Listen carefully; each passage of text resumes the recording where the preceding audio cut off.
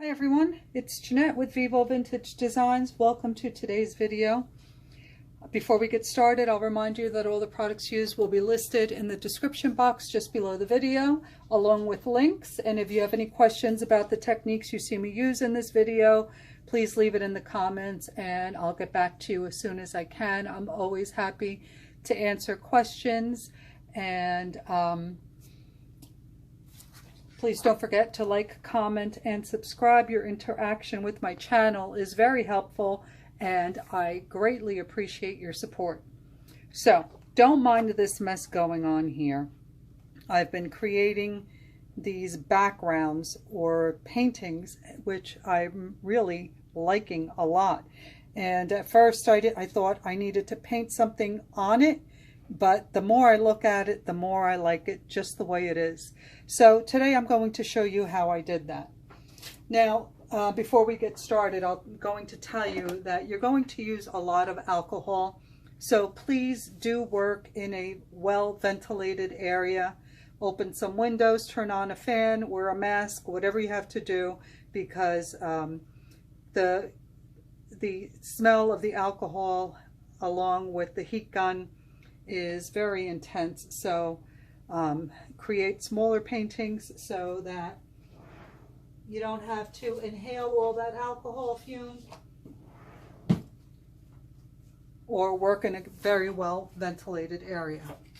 Okay, so I have KRYLON photo paper here, and I have three colors that I'm going to work with. I have amethyst, sunshine yellow, and meadow.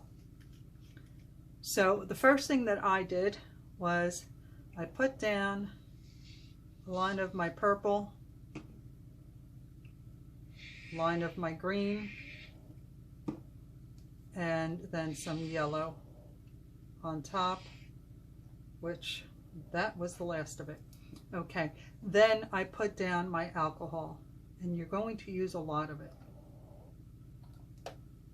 And I'm also going to use my embossing gun, not a blow dryer. And bear with me with this noise, but it's part of the process. I'm going to run the alcohol down and up, let the colors blend a little bit, and you'll continue to add alcohol. And now all I'm going to do is run my embossing gun back and forth like this slowly. I'm going to keep it at a safe distance so that it doesn't burn my paper and my hands. So here we go.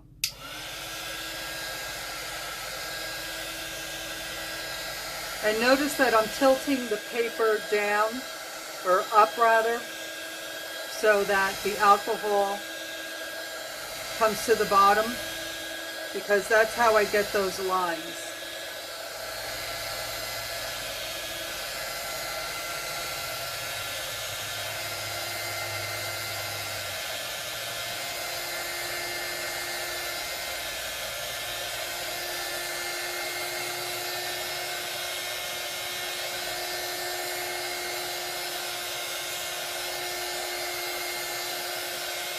And you can see the lines starting to form.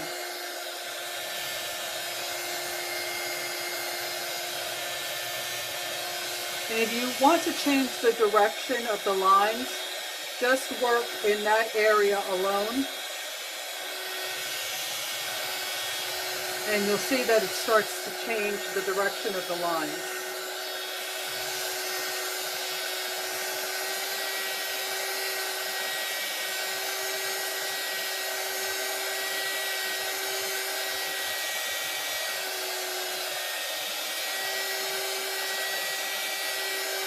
And if you start to see that your alcohol is drying up, just add more.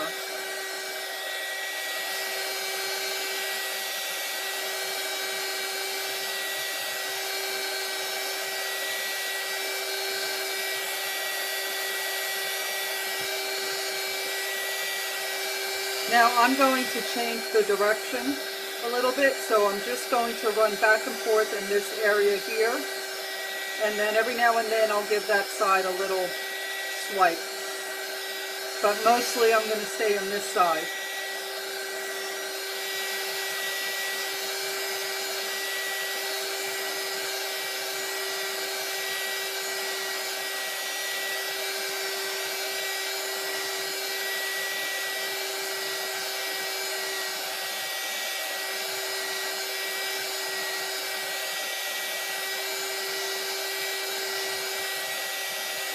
Now I'm going to come up on this side. So I'm going to give this more time and the occasional swipe on the other side.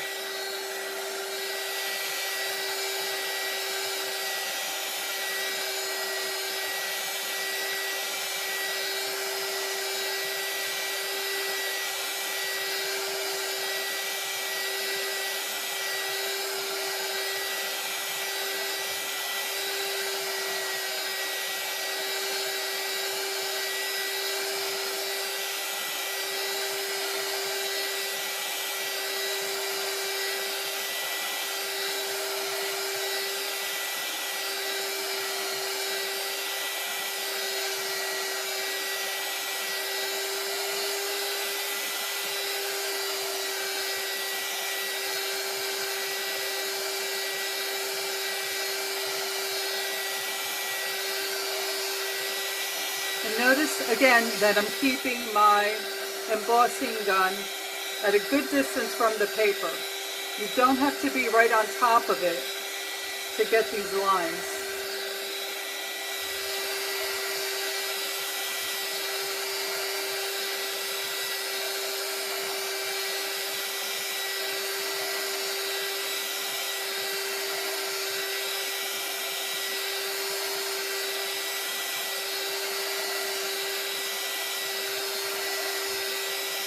And don't stay in one area too long either, because that's how you burn your paper.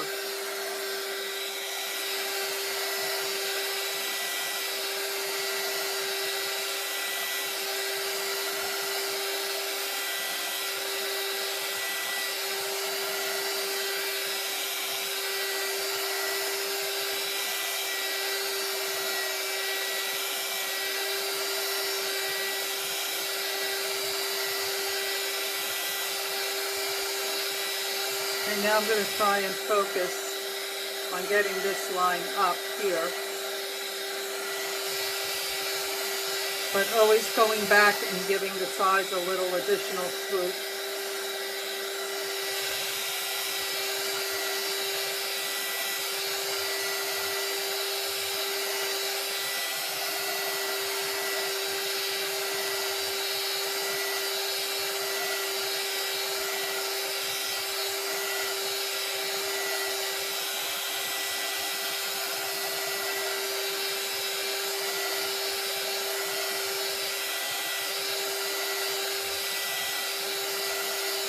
And you can create some very interesting patterns.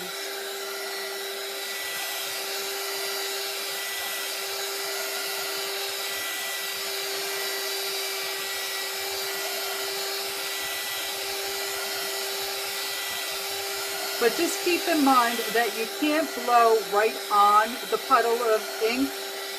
You have to blow just on the outside of it.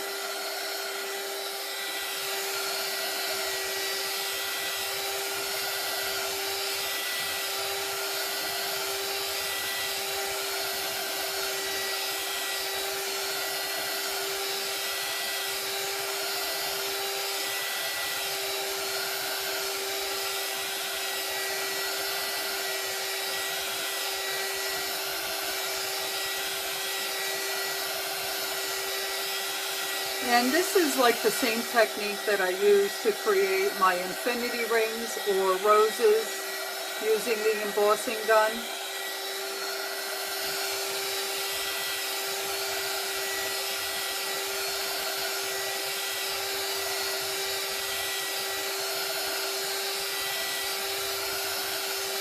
But I've never tried it on a full sheet of paper like this.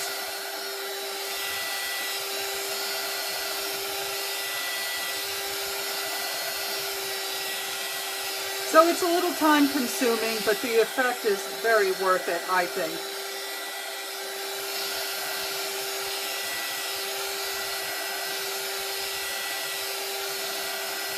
And you can intensify your colors by adding more ink in the beginning, but I like the softer colors myself. Or use colors with more pigment. That will work also.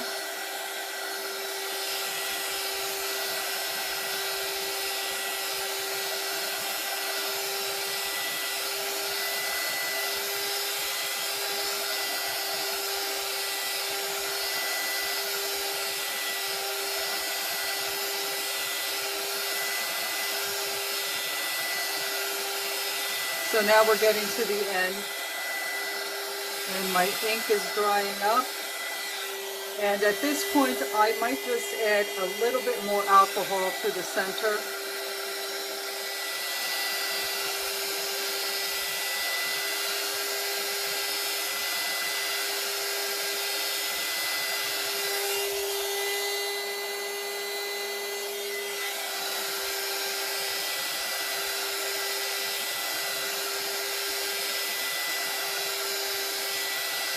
And now I'm just going to go in a circle.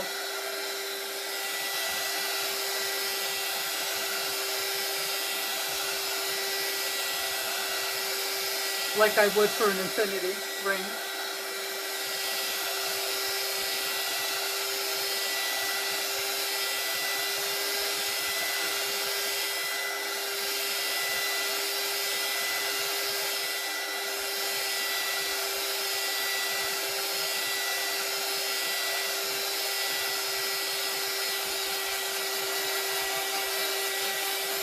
To make sure that it's all dry.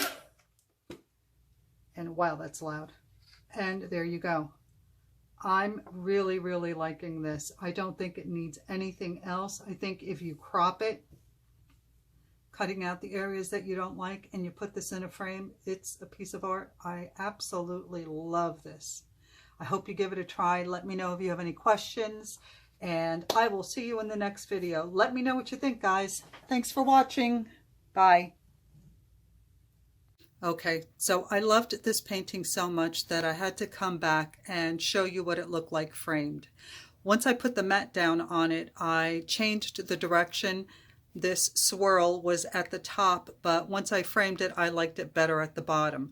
And it looks really great in my studio beside my other paintings.